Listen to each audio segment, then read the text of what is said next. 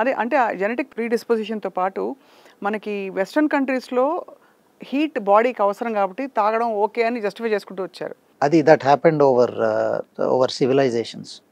So to tolerate that heat, to survive in those conditions అని అంటారు. But మనకి ఆహ్, అదొకటి వాళ్ళ లిమిట్స్ అంతా మనం తాగలేము. రెండోదేంటంటే we're considered the diabetes capital of the world. So మనకి as Asians, south Asians, as rice eaters మనకి కొంచెం ఇన్సులిన్ రెసిస్టెన్స్ ఎక్కువ ఉంటుంది వెస్టర్న్ కంట్రీస్ కంటే.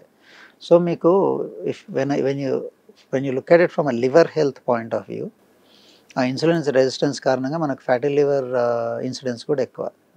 మన ఎస్టిమేట్స్ వేరీ, కానీ ఇండియాలో we think 1/3 of adult population have fatty liver. That is the estimate. So already చాలామందికి తెలియకుండా ఫ్యాటీ లివర్ ఉంటుంది. సో మనము దీన్ని లివర్ డిజీజ్ని ఆర్ లివర్ ఇంజరీని మనం అదొక మంట అనుకుందాం. ఒక పొయ్యిలో మంట పెట్టాం. ఫ్యాటీ లివర్ ఈజ్ ఘీ, ఇటుపక్క ఘీ అండ్ ఆయిల్ వేస్తున్నాం. Alcohol is kerosene. So there are two reasons. It is not one reason. If you take an average western male, they are drinking alcohol, that is a problem. But if you take an average Indian male, there is a 33% chance or maybe 40% chance you already unknowingly have fatty liver. దానిపైన మీరు alcohol పోస్తున్నారు.